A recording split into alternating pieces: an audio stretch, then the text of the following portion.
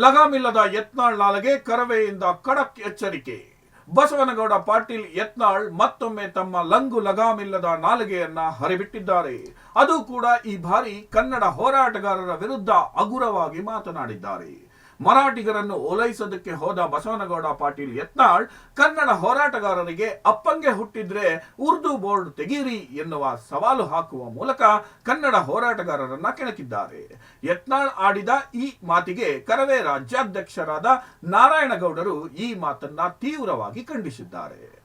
ಕರವೇ ಬೆಂಗಳೂರು ಜಿಲ್ಲಾಧ್ಯಕ್ಷರಾದ ಕರವೇ ಧರ್ಮಣ್ಣ ಅವರು ಬಿಬಿ ನ್ಯೂಸ್ ವಾಹಿನಿಗೆ ನೀಡಿದ ವಿಶೇಷ ಪ್ರತಿಕ್ರಿಯೆಯಲ್ಲಿ ಯತ್ನಾಳ್ ಅವರ ಹೇಳಿಕೆಯನ್ನ ಸರಿಯಾಗಿ ತರಾಟೆಗೆ ತೆಗೆದುಕೊಂಡಿದ್ದಾರೆ. ಏನು ಬಸವನಗೌಡ ಪಾಟೀಲ್ ಯತ್ನಾಳ್ ಯಾವಾಗಲೂ ಕನ್ನಡದ ವಿರುದ್ಧವಾಗಿ, ಕನ್ನಡ ಹೋರಾಟಗಾರರ ವಿರುದ್ಧವಾಗಿ ಧ್ವನಿ ಎತ್ತುವಂಥ ಒಬ್ಬ ಕೆಟ್ಟ ಮನುಷ್ಯ. ಆತ ಪ್ರತಿ ಬಾರಿ ಹಿಂದುತ್ವದ ಹೆಸರಿನಲ್ಲಿ ಮಾತನಾಡುವಂಥ ವ್ಯಕ್ತಿ. ಮರಾಠಿಗರಷ್ಟೇ ಹಿಂದೂಗಳು, ಕನ್ನಡಿಗರು ಹಿಂದೂಗಳೇ ಅಲ್ಲ ಅನ್ನುವ ರೀತಿಯಲ್ಲಿ ಆಗಾಗ ನಮ್ಮನ್ನು ಕೆದಕುವಂಥ, ಕೆರಳಿಸುವಂಥ ಮಾತುಗಳನ್ನು ಈ ಹಿಂದೆನೂ ಮಾತಾಡಿದ್ದಾನೆ, ಈಗಲೂ ಕೂಡ ಮಾತಾಡಿದ್ದಾನೆ. ಏನು ಬೆಳಗಾವಿಯಲ್ಲಿ ನಡೆಯುವಂಥ ಒಂದು ಮರಾಠಿ ಮೇಳದಲ್ಲಿ ಹೋಗಿ ಪಾಲ್ಗೊಂಡಂಥ ಈತ ಒಂದು ಹೇಳಿಕೆಯನ್ನು ಕೊಡ್ತಾನೆ. ಆಗಾಗ ಮರಾಠಿಗರ ಮೇಲೆ ಕನ್ನಡ ಪರ ಹೋರಾಟಗಾರರು ಹೋರಾಟ ಮಾಡ್ತಿರಲ್ಲ, ನೀವೇನಾದರೂ ನಿಮ್ಮ ಅಪ್ಪನಿಗೆ ಹುಟ್ಟಿದ್ರೆ ಹೋಗಿ ಉರ್ದು ಬೋರ್ಡ್ಗಳನ್ನು ತೆಗೆಸ್ರಿ ರೈಲ್ವೆ ಸ್ಟೇಷನ್ ಇರೋವಂಥದ್ದು ಅಂತ ಕೇಳಿದ್ದಾನೆ. ಇವತ್ತು ಪ್ರಶ್ನೆ ಹಾಕಿದ್ದಾನೆ. ಆದರೆ ಇವತ್ತು ನಮ್ಮ ಪ್ರಶ್ನೆಯೂ ಕೂಡ ಎತ್ತಳಿಗೆ ಹಾಕ್ಬೇಕಲ್ವಾ?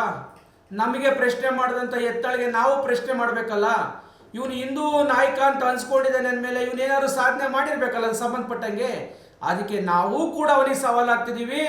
ಯತ್ನಾಳ್, ನೀನು ಏನಾದರೂ ನಿಮ್ಮ ಅಪ್ಪನಿಗೆ ಹುಟ್ಟಿದ್ರೆ, ಯಾಕೆಂದ್ರೆ ಎತ್ತಳಿಗೆ ಮಾತನ್ನು ಹೇಳಬೇಕು. ಯತ್ನಾಳ್ ಬೇರೆಯವರಿಗೆ ಹೇಳುವಾಗ ಬಹಳ ಹಿತವಾಗಿತ್ತಲ್ಲ, ಈ ಕೇಳಕ್ಕೂ ಹಿತವಾಗಿರಲಿ ಅವನಿಗೆ. ಅದಕ್ಕೋಸ್ಕರವಾಗಿ ಹೇಳ್ತೀವಿ, ನೀನು ಕೂಡ ಯತ್ನಾಳ್, ನೀನು ಕೂಡ ನಿಮ್ಮ ಅಪ್ಪನಿಗೆ ಹುಟ್ಟಿದ್ರೆ ಹೋಗಿ ಉರ್ದು ನಾಮಫಲಕವನ್ನು ತೆಗಿ. ಆವಾಗ ನೀನು ನಿಮ್ಮ ಅಪ್ಪನಿಗೆ ಹುಟ್ಟಿದೆಯಾ ಅಂತ ನಾನು ಕೂಡ ನಂಬ್ತೀನಿ.